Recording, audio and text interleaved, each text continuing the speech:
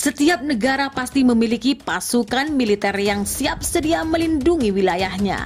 Namun, seperti yang kita tahu, kekuatan tiap militer di setiap negara itu pastinya berbeda, baik dari segi kemampuan pasukan maupun senjata yang dimiliki. Jika kita berbicara mengenai militer Indonesia, tentu saja kekuatannya tidak bisa dibandingkan dengan negara lain. Walaupun faktanya tentara Indonesia bisa dibilang masih berusia muda bila dibandingkan dengan negara tetangga, Malaysia atau Thailand. Meskipun demikian, mungkin kamu sudah banyak mendengar cerita tentang bagaimana negara lain memperlakukan tentara kita. Banyak yang memaparkan bahwa tentara kita yang berusia masih muda itu sangat disegani oleh negara lain yang notabene-nya lebih kuat. Sejarah TNI membuat negara lain gentar. Kisah tentang betapa Indonesia berjuang keras dalam melawan penjajah tentunya sudah terdengar di mana-mana. Dimulai dari 1945, tahun di mana pertama kali Indonesia memiliki tentara nasional yang diberi nama Tentara Keamanan Rakyat. Sebagai organisasi yang baru terbentuk, nyatanya saat itu TKR dapat menunjukkan performa sangat baik untuk melawan sekutu yang ini mengambil alih negara kita. Yang membuat dunia salut adalah ketika pasukan-pasukan kita berhasil menyingkirkan musuh hanya dengan menggunakan senjata seadanya, baik itu tradisional maupun rampasan. Prajurit kita juga menunjukkan keberaniannya dalam melakukan perlawanan seakan mereka punya 9 nyawa.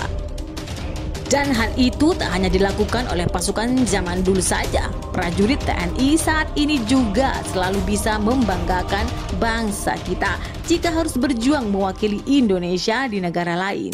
Bukan rahasia lagi bahwa kehebatan TNI di zaman kemerdekaan dahulu membuat pihak sekutu sangat khawatir.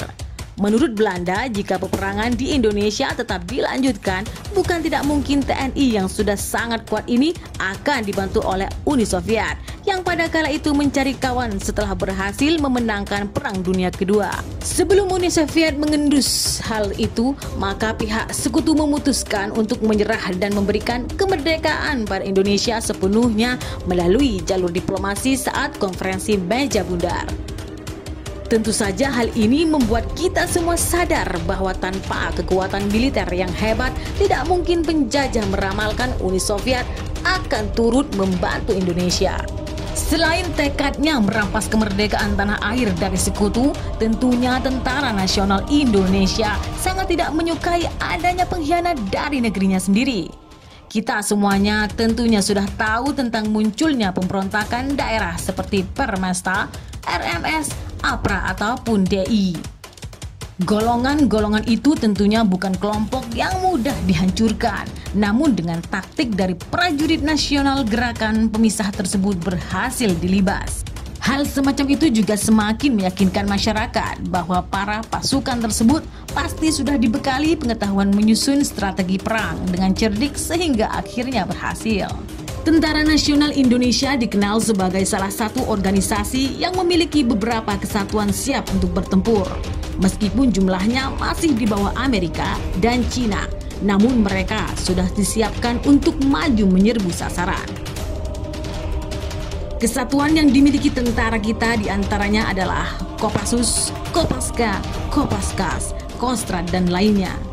Nampaknya itu saja yang kita ketahui, namun bukan tidak mungkin masih ada pasukan-pasukan khusus yang siap mengintai musuh kapan saja. Dan bila Indonesia diberitakan menambah jumlah senjata baru, pasti ada saja negara lain yang mulai ketar-ketir bila nantinya memang harus berhadapan dengan orang-orang siap tempur dari tanah air. TNI Angkatan Darat, Angkatan Laut, dan Angkatan Udara Indonesia saat ini memang tidak bisa diremehkan. Pamornya sejak zaman Perang Kemerdekaan semakin lama akan semakin naik diimbangi dengan kekuatan personilnya. Bayangkan saja saat ini di kondisi Indonesia yang tentram saja, TNI di beberapa daerah disiapkan untuk berlatih perang. Dengan latihan semacam itu, pastinya gertakan dari negara lain tak akan bisa membuat kebanggaan kita itu gentar.